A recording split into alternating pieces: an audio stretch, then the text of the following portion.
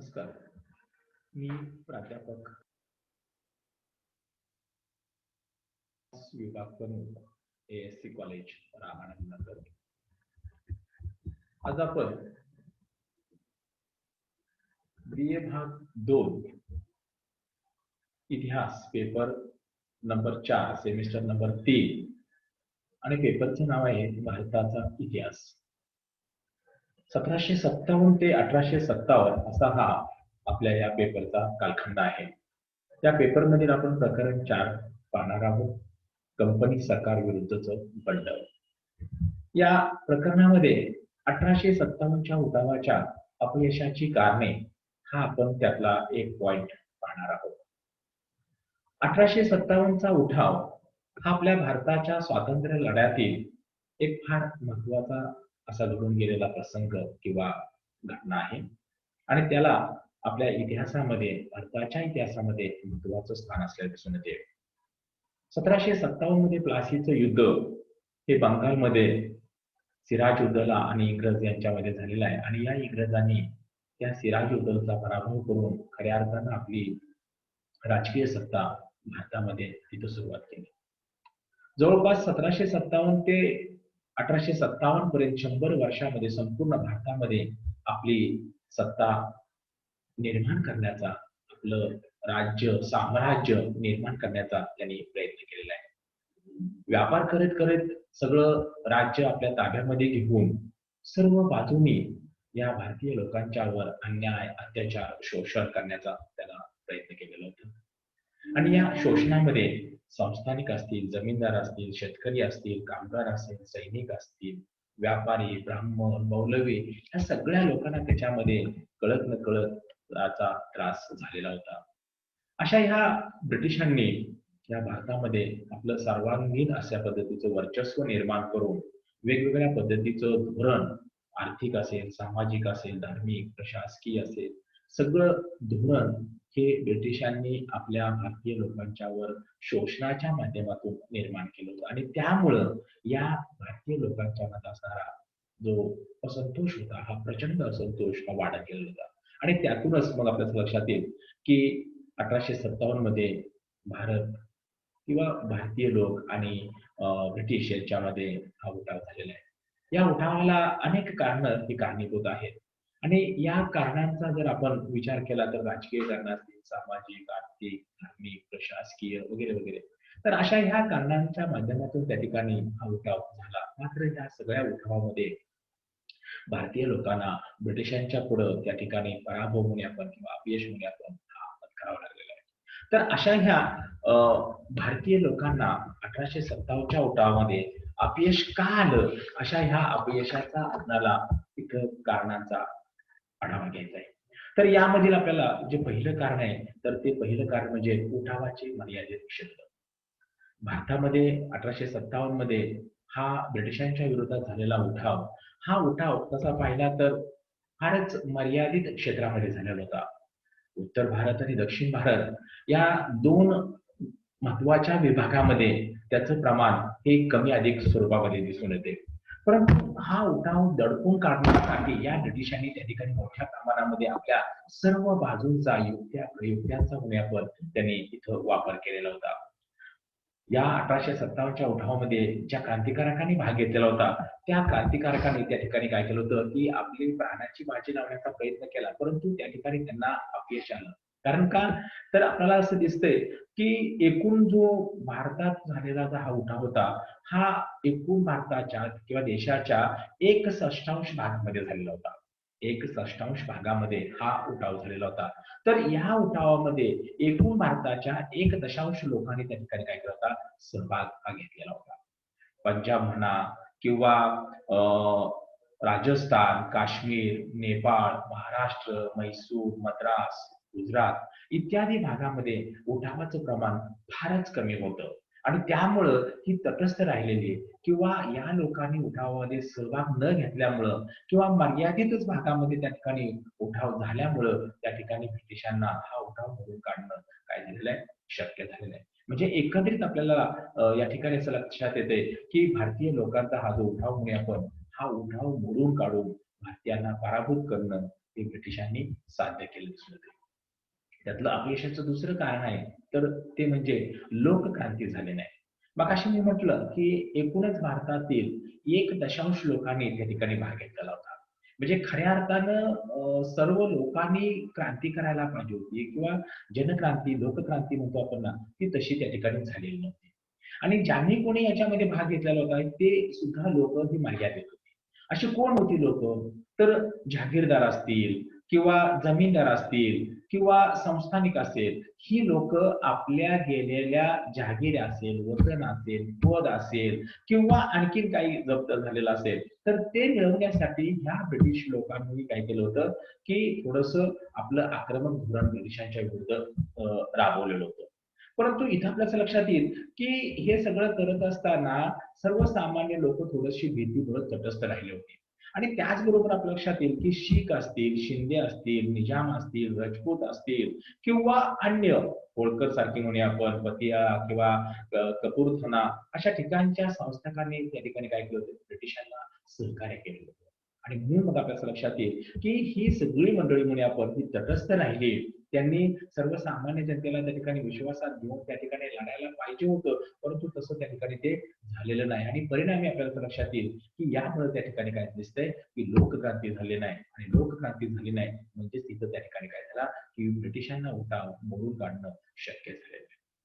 यातलं पुढचं एक कारण आहे, अपयशाचं पुढचं कारण आहे, ते म्हणजे उठाव ठरल्या वेळी झाला नाही. एकतर आपल्याला लक्षात येईल, की 31 मे 1857 ही उठावाची तारीख ठरलेली होती.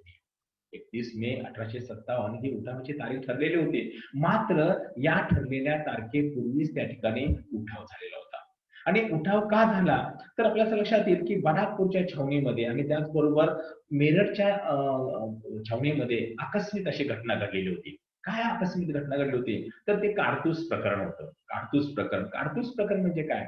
तर जे ब्रिटिशांनी या भारतीय लोकांच्या विरोधामध्ये ज्यावेळेला हा उठाव घडवून आणला होता किंवा भारतीयांनी ब्रिटिशांच्या विरोधात हा उठाव घडवून आणला, त्यावेळेला त्या ठिकाणी ब्रिटिशांनी भारतीयांच्या विरोधामध्ये जी बंदूक वापरली होती, त्या बंदुकीसाठी जे काडतूस वापरलं जात होते, ते काडतूस हे गायीच्या चरबीपासून आणि डुकराच्या चरबीपासून तयार केलं होतं. आणि हे चरबीपासून तयार केलेलं काडतूस हे तोंडाने तोडावं लागत होतं आणि त्यामुळं तिथं दोन्हीही धर्माच्या लोकांच्या भावना दुखावल्या जातात. आणि ही वार्ता ज्यावेळेला इथल्या बराकपूरच्या छावणीमध्ये आणि मेरठच्या छावणीमध्ये कळाली, त्यावेळेला तिथं असणाऱ्या काही सैन्याने म्हणूया आपण किंवा क्रांतिकारकांनी म्हणूया आपण, त्यांनी त्या ठिकाणी काय केलेलं आहे, की अतिउत्साहापोटी ब्रिटिशांच्या विरोधात त्या ठिकाणी उठाव हा केलेला आहे. परंतु हा उठाव त्या ठिकाणी काय झाला, की ठरल्या वेळेपूर्वी झाला, त्याची वार्ता ब्रिटिशांना कळाली आणि त्यामुळे ब्रिटिशांनी किंवा इंग्रजांनी काय केलेलं आहे, की वेळेत जागा होऊन त्यांनी त्या ठिकाणी काय केलेलं आहे, की तो उठाव तिथल्या क्रांतिकारकांना त्या ठिकाणी शासन करून तो उठाव मोडीत काढण्याचा प्रयत्न. आणि जिथं परत भविष्यामध्ये जर समजा उठाव होईल अशा ठिकाणी त्यांनी काय केलेलं आहे, की आपल्या सैन्याकरवी शस्त्राकरवी त्यांनी त्या ठिकाणी काय केलेलं आहे, की तो उठाव मोडून काढण्याचा त्यांनी यशस्वी प्रयत्न केला. म्हणजे एकूणच आपल्या लक्षात येईल, की 31 मे 1857 हा उठावाचा दिवस ठरलेला असताना सुद्धा अतिउत्साहापोटी अगोदरच उठाव सुरू केला. त्यामुळं इंग्रज हे जागे झाले आणि त्यांनी त्या ठिकाणी काय केलेला आहे, हा उठाव मोडून काढलेला दिसून येतो. पुढचं आणखीन एक अपयशाचं कारण आहे ते म्हणजे रेल्वे आणि दळणवळणाची साथ. एक तर आपल्या लक्षात येईल, की ब्रिटिशांनी आपला साम्राज्य विस्तार करत असतानाच त्यांनी या भारतामध्ये अनेक प्रकारच्या त्यांनी सुधारणा केल्या होत्या. उदाहरणार्थ रेल्वे असेल, डाक असेल, तार असेल, म्हणजे अशा ह्या विविध सुधारणा त्यांनी करून आपल्याला जे काही पाहिजे किंवा आपला संदेश दुसऱ्या ठिकाणपर्यंत कसा पोहोचवता येईल किंवा आपल्याला दुसऱ्या ठिकाणाहून एखादी वस्तू कशी इकडे आणता येईल किंवा ती वस्तू परत आपल्याला मायदेशी कशी पाठवता येईल, यासाठी त्यांनी ह्या सुधारणा स्वार्थी हेतून केलेल्या होत्या. म्हणजे एकंदरीत आपल्या लक्षात येईल, की ह्या सुधारणा सुद्धा त्या त्यांच्या स्वतःच्या स्वार्थासाठी होत्या, तशा थोड्याफार आपल्याही उपयोगाच्या होत्या. मात्र आपल्याला लक्षात येईल, की ज्या वेळेला ह्या ब्रिटिशांच्या विरोधामध्ये आपल्या भारतीय क्रांतिकारकांनी ज्यावेळेला उठाव केला, त्यावेळेला त्यांनी काय केलं होतं, की ब्रिटिशांनी तयार केलेली जी 1853 मध्ये जी काही रेल्वे असेल, रेल्वे रूळ असेल, तर ते उकरून टाकण्याचा त्यांनी प्रयत्न केला. आणि उकरून टाकल्यामुळे त्या ठिकाणी काय झालं, की तिकडून जाणारा येणारा प्रवास असेल किंवा संदेश असेल ते तिथं थांबले गेले. मात्र ब्रिटिशांनी अगोदरच पोस्ट म्हणा किंवा तार यंत्रणा म्हणतो आपण ती चालू केली होती आणि त्यामुळे त्या दुसऱ्या साधन सामुग्रीचा त्यांनी काय केलेलं आहे की वापर चालू केला आणि त्या वापरामुळे त्या ठिकाणी काय झालेलं आहे की परत एकदा त्या ब्रिटिशांना आपले संदेश पाठवणे, मदत मिळवणं हे त्यांना त्या ठिकाणी काय झालेलं आहे शक्य झालेलं आहे आणि त्या साधनाच्या आधारेच त्या ठिकाणी त्यांनी काय केलं की ह्या भारतीयांचा क्रांतिकारकांचा जो उठाव म्हणूया आपण तो उठाव मोडून काढण्याचा त्यांनी त्या ठिकाणी यशस्वी प्रयत्न केला. पुढचं आणखीन एक अपयशाचं जे भारतीय क्रांतिकारकांना ह्या 1857च्या उठावामध्ये अपयश आलं त्या अपयशाचं आणखीन एक कारण आपल्याला एक सांगता येईल ते म्हणजे इंग्रजांच्याकडे असणारी आधुनिक शस्त्रास्त्रे व साधन सामुग्री. आपल्याला माहित आहे की ब्रिटिश हे म्हणजे तसे सगळ्याच बाजूनं सरस होते. मुत्सद्दी धोरण असेल, नेतृत्व असेल, शस्त्रास्त्र असेल, दारूगोळा असेल, तोफा असतील, बंदुका असतील आणि त्याचबरोबर म्हणजे लढवयेपणा म्हणतो आपण हा सगळ्याच बाजूने त्या ठिकाणी त्यांच्या अंगी असलेला पाहिजे. मग अशा ह्या सर्व सोयीने युक्त असणाऱ्या आणि त्याचबरोबर सर्व साधन सामुग्री आणि शस्त्रास्त्र असताना त्या ठिकाणी त्यांनी काय केलेलं आहे की त्याचा वापर करून त्यांनी ह्या भारतीय लोकांच्यातला क्रांतिकारकांच्यातला असणारा हा उठाव मोडून काढलेला पाहिजे. एकंदरीत आपल्या लक्षात येईल की या शस्त्राच्या जोरावर भारतीय लोकांनी त्या ठिकाणी काय केलं होतं की म्हणजे आता त्याच्या अगोदर आपण जर असं पाहिलं तर कसं दिसेल की याच क्रांतिकारकांनी ब्रिटिशांच्या ताब्यामध्ये किंवा त्यांच्या असणाऱ्या त्या तुरुंगामध्ये असणाऱ्या काही बंदुका असतील किंवा काही दारुगोळा असेल काही तोफा वगैरे असतील तर त्या चोरून आणण्याचा प्रयत्न केला. परंतु त्या आणलेल्या वस्तू किंवा ती साधन सामुग्री ही किती काळ टिकली? ठराविक काळ टिकली. मग ती साधन सामुग्री संपल्यानंतर पुढे काय? आणि मग त्यामुळे त्या ठिकाणी काय झालेलं आहे की अशा ह्या भारतीय लोकांना क्रांतिकारकांना मग कुठेतरी ढाल तलवार कुठेतरी काट्या कुऱ्हाड्या त्यांना घेऊन लढावं लागलं. आणि मग अशा ह्या परिस्थितीमध्ये त्या ठिकाणी काय झालेलं आहे की परत एकदा ही जुनी शस्त्रास्त्र ह्या भारतीय क्रांतिकारकांना वापरावी लागलेली आहे. परंतु आधुनिक शस्त्रास्त्रापुढं आणि त्यातली त्यात लक्षात येईल की ब्रिटिशांच्याकडे असणारी 303 ची जी बंदूक होती 2 नळ्याची असणारी जी बंदूक म्हणतो आपण ती फार प्रभावी होती आणि त्या बंदुकीमुळेच त्या ठिकाणी भारतीय लोकांना एक प्रकारची मोठी धास्ती किंवा भीती होती आणि म्हणूनच आपल्याला लक्षात येईल की अशा ह्या आधुनिक शस्त्रास्त्रामध्ये इंग्रज हे सरस होते आणि त्याचा वापर केल्यामुळं या ठिकाणी या भारतीय क्रांतिकारकांचा त्यांनी त्या ठिकाणी काय केलेला आहे उठाव मोडून काढण्याचा प्रयत्न केलेला आहे. पुढचं एक आपल्याला अपयशाचं कारण सांगता येईल तर ते म्हणजे इंग्रजांच्याकडे श्रेष्ठ व कर्तबगार असणारे सेनानी. आपल्याला माहित आहे की ब्रिटिश हे अतिशय म्हणजे हुशार मुत्सद्दी दूरदृष्टीचे होते आणि त्यातले त्यात त्यांचे जे अधिकारी होते जे भारतामध्ये आलेले होते ईस्ट इंडिया कंपनीच्या माध्यमातून व्यापाराच्या माध्यमातून नंतर पुन्हा राज्यकारभार करण्याच्या माध्यमातून गव्हर्नर जनरल तर हे जे सगळे जे अधिकारी होते त्याच्यामध्ये आपल्याला लक्षात येईल की जे नील हॅवलॉक आउट्रॅम लॉरेन्स बंधू कॅम्पबेल सर ह्युरोज म्हणजे असे हे जे मुत्सद्दी सेनापती होते लढवई जे लोक होते या लोकांनी आपल्या मुत्सद्दी बळाचा आपल्या कर्तबगारीचा आपल्या पराक्रमाचा इथं अतिशय चांगल्या पद्धतीने वापर केलेला आहे आणि अशा ह्या भारतीय क्रांतिकारांचा किंवा त्याचबरोबर काही संस्थानिकांचा काही नेत्यांचा त्यांनी काय केलेला आहे यथोचित असा जो काही समाचार म्हणूया आपण तो घेण्याचा त्यांनी प्रयत्न केलेला आहे. म्हणजे एकंदरीत आपल्या लक्षात येईल की या लोकांचं नियोजन असेल नियंत्रण असेल एकमेकांना मदत करण्याचं काय माध्यम असेल त्या सगळ्याच बाबतीमध्ये त्या ठिकाणी काय झालेले आहे की हे सगळी ब्रिटिश मंडळी ही सरस ठरलेले आहेत आणि परिणामी आपल्या भारतीय लोकांना त्या मानानं त्याचं जे यश म्हणतो आपण ते मिळू शकलं नाही. त्यामुळे त्या ठिकाणी आपल्याला जो काही पराभव म्हणूया आपण तो पत्करावा लागला. पुढचं आपल्याला कारण सांगता येईल ते म्हणजे नेतृत्वाचा अभाव.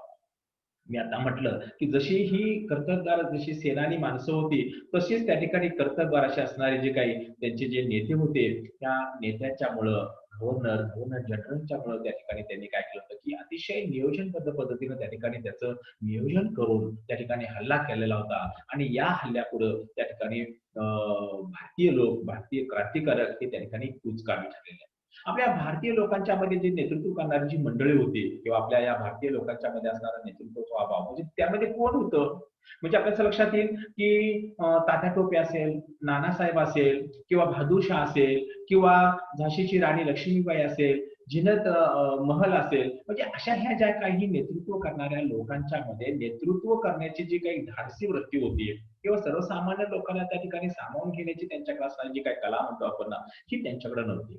आणि मग काही वेळेला ही सगळी मंडळी त्या ठिकाणी काय होते, की काही अनुभवी होती, काही अनुभवी नव्हती. अनुभवी होती, परंतु त्या ठिकाणी त्यांना बाहेरचा त्या ठिकाणचा त्यांना प्रसंग किंवा त्याची जाणीव नव्हती आणि त्यामुळे त्या ठिकाणी काय झालेलं आहे, की प्रत्येक बाबतीमध्ये त्या ठिकाणी कोणी ना कोणी ते कमी होतं आणि म्हणूनच मग आपल्या लक्षात येईल, की हे नेतृत्व त्या ठिकाणी या क्रांतिकारकांचं या 1857 मध्ये ब्रिटिशांच्या विरोधामध्ये त्या ठिकाणी कामी ठरलेलं आहे आणि परिणामी आपल्या लक्षात येईल, की सर्वच बाजूने त्या ठिकाणी काय झालेलं आहे, त्यांना जी अडचण म्हणतो, अपयश म्हणतो, पराभव म्हणतो आपण हा सगळाच त्यांच्या वाट्याला आलेला दिसून येतो.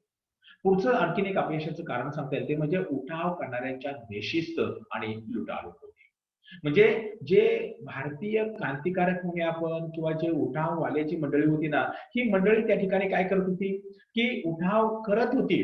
परंतु उठाव का करत होती? तर एकतर आपल्याला लक्षात येईल, की मी मगाशी म्हटलं तसं, की आपल्या गेलेली वतनं असतील किंवा जहागिरी असतील, पेन्शन असेल किंवा आणखीन काय असेल, तर ते मिळवण्यासाठी ही मंडळी प्रयत्न करत होती. परंतु हे सगळं करत असताना त्यांच्याकडे असणारे जे काही नियोजन म्हणतो आपण ना, शिस्त म्हणतो आपण ना, ही शिस्त त्यांच्याकडे नव्हती.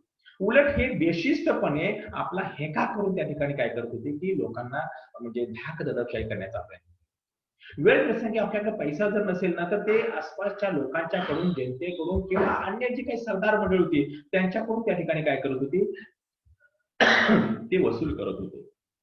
म्हणजे म्हणजे गुंडासारखं जे वर्तन म्हणूया आपण, हे काही वेळेला या ठिकाणी काय केलेलं आहे, की या नेतृत्व करणाऱ्या लोकांनी त्यांनी त्या ठिकाणी केलेलं आहे. आणि म्हणून मग आपल्याला लक्षात येईल, की खऱ्या अर्थानं त्या ठिकाणी काय झालेलं आहे, की जी बेशिस्त म्हणतो आपण ना किंवा लुटालूट करण्याची जी वृत्ती म्हणतो आपण ना, हेच त्या ठिकाणी काय झालेलं आहे, की या भारतीय लोकांना त्या ठिकाणी अपयश येण्यास महत्वाचं कारण त्या ठिकाणी काय झालेलं आहे, कारणीभूत ठरलेलं दिसून येतं. पुढचं आणखीन एक आपल्याला कारण सांगता येईल म्हणजे समान हेतूचा अभाव. समान हेतू. म्हणजे आपल्या असं लक्षात येईल, की ब्रिटिशांनी भारतीयांच्या विरोधामध्ये उठाव केला. भारतीयांनी ब्रिटिशांच्या विरोधामध्ये परत आणखीन म्हणजे एकमेकांनी एकमेकांच्या विरोधात उठाव केलेला आहे. परंतु जो हेतू होता, तो हेतू हा जरा थोडासा वेगळा होता. कारण आपल्या असं लक्षात येईल, की ही सगळीच मंडळी त्या ठिकाणी काय करत होती, की म्हणजे लढत असताना स्वार्थी हेतू ठेवून त्या ठिकाणी लढत होते. मी मगाशी म्हटलं ना, की जे जहागीरदार असतील, वतनदार असतील, जमीनदार असतील, मामलेदार असतील, हे त्यांना आपलं परत पद मिळावं, आपलं त्या ठिकाणी वतन मिळावं, जहागिरी मिळावी, अशासाठी ही मंडळी त्या ठिकाणी काय करत होती, लढत होती. परंतु त्या ठिकाणी ब्रिटिशांचा हेतू हा वेगळा होता. कारण आपल्याला आपलं स्वतःचं राज्य किंवा साम्राज्य आहे ते टिकवायचं आहे. आपल्याला पराक्रमाची त्या ठिकाणी शर्त त्या ठिकाणी लावायची आहे आणि त्यामुळं हा जो हेतू होता ना, हा हेतू त्या ठिकाणी काय दिसतोय, दोघांचा वेगवेगळा दिसतो. म्हणजे जो एक आपल्याला लढून त्या ठिकाणी आपल्याला यश मिळवायचं आहे किंवा आपलं एक स्वतःचं अस्तित्व चांगल्या पद्धतीने निर्माण करायचं आहे, हे या ठिकाणी आपल्याला दिसून येत नाही. आणि त्याचबरोबर आपल्या लक्षात येईल, की जॉन स्ट्रॅची या तुमच्या हेतूच्या बद्दलचं आपलं एक मत मांडतो. त्यावेळेला तो काय म्हणतो, की राष्ट्रीयत्वाचा अभाव स्वातंत्र्य संग्रामात जरी बंडखोरांना यश लाभले असले तरी शासन संस्था चालवण्यासाठी लागणारी जी राष्ट्रीयतेची प्रेरणा म्हणतो आपण, ती भारतीयाच्या मध्ये. म्हणजे राष्ट्रीयत्व हे जे म्हणूया आपण, हे फारच कमी लोकांच्या मध्ये दिसून येते. आणि जे नेते होते ते राष्ट्राच्या किंवा आपल्या देशभक्तीच्या किंवा अन्य बाजूसाठी त्या ठिकाणी ते दाखवत होते, परंतु त्यातला त्यांचा जो काय हेतू होता ना, तो वेगळा होता. आणि म्हणून मग आपल्या लक्षात येईल, की हा हेतूचा अभाव हा त्या ठिकाणी काय दिसतोय आपल्याला, की भिन्न असल्यामुळेच त्या ठिकाणी आपल्या भारतीय लोकांना या 1857च्या उठावामध्ये अपयश आलेलं दिसून येते. पुढचं आणखीन एक आपल्याला अपयशाचं कारण सांगता येईल ते म्हणजे स्वकीयांनी इंग्रजांना केलेली मदत. आता स्वकीय मंडळींनी इंग्रजांना मदत केली 1857च्या उठावामध्ये. कोण होते? शीख होते, गुरखा होते, आपले मराठी होते, शिंदे होते, होळकर होते, निजाम होते. या लोकांनी त्या ठिकाणी काय केलेलं आहे, की इंग्रजांना मदत केलेली आहे. ते तटस्थ राहिलेले आहेत. कारण का, की आपल्याला आपलं स्वतःचं अस्तित्व टिकवायचं होतं आणि त्याच्या अगोदर 1857च्या अगोदर याच ब्रिटिशांनी काय केलं होतं, की या तुमच्या स्थानिक संस्थांना, संस्थानिकांना काही असणाऱ्या नेत्यांना म्हणूया आपण त्यांनी वेळोवेळी पराभूत करून त्यांच्याशी करार करून त्यांना आपलं मांडलिक बनवलेलं होतं. आणि म्हणून यांनी काय केलं होतं, की स्वतःचं आपलं अस्तित्व टिकवण्यासाठी त्यांनी त्या ठिकाणी काय केलं होतं, की तटस्थ आपली भूमिका त्यांनी निर्माण करण्याचा प्रयत्न केला होता. आणि म्हणूनच मग आपल्या लक्षात येईल, की ही जी मंडळी होती, ही मंडळी ही तटस्थ होती. वेळ प्रसंगी त्यांनी त्या ठिकाणी काय केलेलं आहे, की इंग्रजांना मदत करण्याचं काम केलेलं आहे. आणि म्हणून या ठिकाणी आपल्या भारतीय लोकांना या 1857च्या उठावामध्ये अपयश आलेलं आहे. असं या ठिकाणी लॉर्ड कॅनिंग म्हणतो की नुसते शिंदे आणि निजाम या उठावात सहभागी झाले असते तरी देखील क्रांतिकारकांना यश आलं असतं. म्हणजे इथं आपल्या लक्षात येईल की शिंदे, होळकर, निजाम यांची ताकद, यांचा पराक्रम फार मोठा होता. परंतु ही मंडळीच काय झाली होती की या लढ्यापासून अलिप्त होती, तटस्थ होती. कारण अगोदरच त्या ठिकाणी या इंग्रजांनी काय केलं होतं की अशा ह्या सरदारांना आपलं मांडलिक बनवलं होतं. त्यांना तटस्थ राहण्याचे त्या ठिकाणी आदेश दिलेले होते आणि त्यामुळं इथं आपल्याला काय दिसतंय की मराठ्यांना अपयश आलेलं आहे. म्हणजे थोडक्यात आपल्याला म्हणता येईल की विश्वासघाती लोकांची कारस्थाने आणि इंग्रजांच्या पुढील त्यांची लाचारी यामुळे आपल्या भारतीय लोकांना त्या ठिकाणी काय झालेलं आहे, अपयश आलेलं दिसून येते. पुढचं आणखीन एक कारण काय सांगता येईल की इंग्रजांना अनुकूल असणारी परिस्थिती. इंग्रजांना अनुकूल असणारी त्यातली त्यात आपल्या लक्षात येईल की आंतरराष्ट्रीय परिस्थिती अनुकूल होती. काय होती आंतरराष्ट्रीय परिस्थिती? तर आपल्या असं लक्षात येईल की 1857च्या पूर्वी जगामध्ये इंग्रजांच्या ज्या असणाऱ्या जिथं जिथं वसाहती होत्या, जिथं जिथं अस्तित्व होतं, तिथं तिथं त्या ठिकाणी त्यांना काय झालं होतं की कळत नकळत एक प्रकारची शांतता लाभली होती. आणि 1857च्या पूर्वी त्या ठिकाणी इंग्रजांचं आणि क्रिमिया म्हणजे रशियाचं त्या ठिकाणी युद्ध झालं होतं. इंग्रज इराण युद्ध झालं होतं. इंग्रज चीन यांचं युद्ध झालं होतं. आणि या सगळ्या युद्धामध्ये इंग्रजांनी त्यांनी काय केलं होतं की त्या त्या देशावर त्या ठिकाणी मात केली होती, विजय मिळवला. आणि ही सगळी मंडळी त्या ठिकाणी विजय मिळवून त्या ठिकाणी स्वस्थ होते, शांत होते. आणि मग ज्या वेळेला 1857 मध्ये भारतामध्ये उठाव सुरू झाला त्यावेळेला त्या आंतरराष्ट्रीय ठिकठिकाणच्या असणाऱ्या आपल्या फौजा ह्या ब्रिटिशांना भारतामध्ये मागवणं, बोलावणं, त्यांची मदत घेणं हे त्यांना शक्य झालेलं होतं. आणि शेवटी त्यांच्या मदतीनंच त्या ठिकाणी त्यांनी काय केलेलं आहे की हा भारतीयांचा जो उठाव म्हणूया आपण हा उठाव मोडून काढलेला दिसून येते. म्हणजे इथं आपल्याला लक्षात येईल की ही जी आंतरराष्ट्रीय अनुकूल परिस्थिती ही इंग्रजांना फायद्याची ठरली आणि त्यामुळे त्या ठिकाणी भारतीय लोकांना काय झालेलं आहे की अपयश हे या ठिकाणी आले दिसून येते. आणखीन एक पुढचं कारण सांगता येईल तर ते म्हणजे इंग्रजांचा दहशतवाद. म्हणजे इंग्रजांचा दहशतवाद असा होता की नंतरच्या काळामध्ये या भारतीय लोकांनी पुन्हा उठावच करू नये किंवा कसल्या प्रकारचं बंड करू नये याच्यासाठी त्यांनी तशा पद्धतीने अतिशय कडक अशा पद्धतीने दहशत निर्माण केली होती. काय केली होती? म्हणजे एक तर आपल्या लक्षात येईल की उठावाच्या पूर्वी अन्याय अत्याचार तर केलेलाच होता. परंतु ज्यावेळेला प्रत्यक्ष उठाव सुरू झाला त्यावेळेला या उठाववाल्यांना म्हणा किंवा जे काही उठाव करणारी जे काही जनता होती, काही मंडळी होती ना, त्या लोकांना म्हणजे अमानुष अशा पद्धतीचे त्यांच्यावर अत्याचार केले होते. म्हणजे लोकांना पकडणं, त्यांना फासावर चढवणं, त्यांना चटके देणं, झाडाला उलटं टांगणं, मरेपर्यंत मारणं, जिवंत जाळणं, म्हणजे अशा पद्धतीचे त्या ठिकाणी काय केले होते, की लोकांना त्रास देण्याचा प्रयत्न केला. जी जी दहशत म्हणतो आपण ना, ती वाढवली होती. म्हणजे भविष्यामध्ये जर कोणी एखादा माणूस किंवा एखादी व्यक्ती जर आमच्या विरोधामध्ये जर समजा काय करेल, तर त्या ठिकाणी त्यांना अशा पद्धतीचं कडक शासन केलं पाहिजे केलं जाईल किंवा शिक्षा केली जाईल, अशा पद्धतीची एक प्रकारची दहशत निर्माण करण्याचं काम म्हणून आपण हे इथं इंग्रजांनी केलं. आणि मग अशा ह्या दहशतीपुढं, भीतीपुढं हे भारतीय लोक काय झालेले होते, हतबल झाले होते, भिलेले होते. मग कशाला आपण करायचं? आपला जर जीव धोक्यात जाणार असेल, आपला जीव जाणार असेल, तर आपण कशाला लढायचं? आणि मग त्यातूनच त्या ठिकाणी काय झालेलं आहे, की बहुतांशी लोकांनी त्याच्यामध्ये सहभाग घेतला नाही, तटस्थ राहिले आणि परिणामी काय झालेलं आहे, की शेवटी या भारतीय लोकांना 1857च्या उठावामध्ये अपयश आलेलं दिसून येतं. पुढचं आपल्याला आणखीन एक अपयशाचं कारण सांगता येईल, तर ते म्हणजे समुद्र मार्गावर इंग्रजांचं वर्चस्व. म्हणजे अ, असं म्हटलं जातं, की तत्कालीन काळामध्ये इंग्रज हे संपूर्ण भारतामध्ये त्या ठिकाणी काय झाले होते, की आपल्या वखारी किंवा आपल्या वसाहती निर्माण करत होते. म्हणजे असंही म्हटलं जातं, की भारतीय आणि त्याचबरोबर संपूर्ण जगामध्ये इंग्रजांचं जिथं-जिथं त्या ठिकाणी राज्य साम्राज्य होतं, त्या साम्राज्यामध्ये सूर्य हा कधीच मावळला नाही. म्हणजे सूर्य उगवणं आणि मावळणं हा जो काही प्रकार असतो, दिवस-रात्र असते, असा हा जो काही दिवस म्हणतो आपण किंवा सूर्य उगवलेला काळ म्हणतो आपण, हा सर्वत्रच होता. म्हणजे जिथं-जिथं दिवस उगवलेला असेल, तिथं-तिथं त्या ठिकाणी ब्रिटिशांची सत्ता होती. तर अशा ह्या ब्रिटिशांच्या 7 समुद्राच्या आणि वेगवेगळ्या देशावर त्या ठिकाणी त्यांचं काय होतं, वर्चस्व.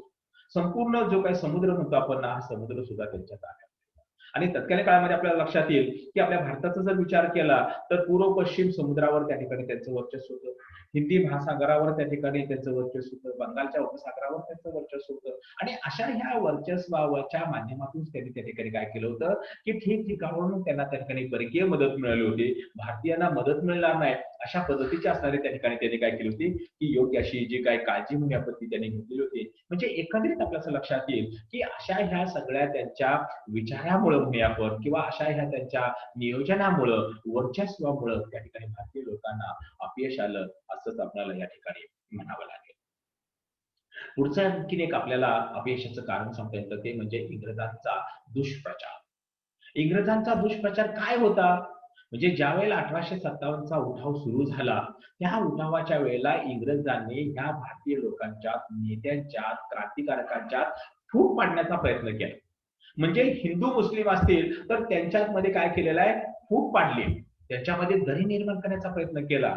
म्हणजे काही वेळेला आपल्या असं लक्षात येईल की नानासाहेब असेल, या नानासाहेबाला असं सांगण्यात आलं की तू सत्ताधीश हो आणि मग तू सत्ताधीश झाला तर त्या ठिकाणी तुला चांगल्या पद्धतीने राज्यकारभार करता येईल. मग नानासाहेब जर सत्ताधीश झाला तर त्या ठिकाणी मुस्लिम लोकांना सांगण्यात आलं की बाबा रे, तुम्ही जर समजा नानासाहेब जर सत्ताधीश झाला तर त्या ठिकाणी तुम्हाला त्या ठिकाणी तो काय करेल, म्हणजे कडवट अशा पद्धतीची वागणूक देईल, तुमच्यावर तो अत्याचार करेल. म्हणजे अशा पद्धतीने त्या ठिकाणी काय केलं की हिंदू आणि मुस्लिम यांच्यामध्ये दोही दरी निर्माण करण्याचं काम हे इंग्रज लोकांनी केलेलं आहे. दुसरी गोष्ट आपल्या लक्षात येईल की बहादूर शहा आणि त्याचबरोबर आपल्या लक्षात येईल की इतर जे काही सत्ताधीश मंडळी होती यांच्यामध्ये सुद्धा त्या ठिकाणी काय केलेलं आहे, एक प्रकारची दरी निर्माण करण्याचा प्रयत्न केला.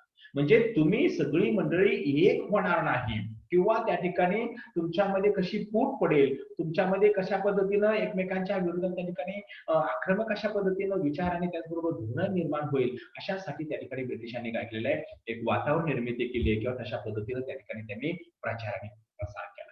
आणि त्यामुळं कळत नकळत काय झालं की प्रत्येक जाती, धर्म किंवा त्यातले असणारे नेते म्हणूया आपण, हे एकमेकांच्याकडे पाहत असताना साशंकतेने बघू लागले. म्हणजे एकंदरीत आपल्या असं लक्षात येईल की या सगळ्या परिस्थितीमुळे त्या ठिकाणी काय झालेलं आहे की एकमेकांच्याकडे त्या ठिकाणी कटुतेनं पाहायला सुरुवात झाली आणि त्यातूनच मग शेवटी पुन्हा जे अपयश म्हणूया आपण हे भारतीय लोकांच्या वाट्याला आलेले दिसले ते. यानंतर आपल्याला आणखी पुढचे कारण सांगता येईल तर ते म्हणजे राजे रजवाड्यांच्या पाठिंब्याचा. म्हणजे आपल्याला असं लक्षात येईल की जे भारतीय जे संस्थानिक होते, क्रांतिकारक होते, जे काही नेते होते, म्हणजे त्यामध्ये मी मगाशी म्हटलं की राणी लक्ष्मीबाई असेल, नानासाहेब पेशवा असेल, बहादूर शाह असेल, कुंवर सिंग असेल, राणी हजरत महल असेल, ही सगळी मंडळी त्या ठिकाणी लढत होती. पण लढत असताना ही सुद्धा मंडळी त्या ठिकाणी काय करत होती की आपला स्वतःचा काहीतरी स्वार्थ होता आणि त्यामुळे ही सगळी मंडळी लढत होती. परंतु ही सगळी मंडळी लढत असताना भारतीय लोकांनी मगाशी म्हटलं तसं 1.5 लोकांनी फक्त त्याच्यामध्ये सहभाग घेतला होता आणि 1/6 त्या ठिकाणी भूप्रदेशामध्ये त्या ठिकाणी ही लढाई किंवा हा संघर्ष म्हणून आपण तो चालू होता.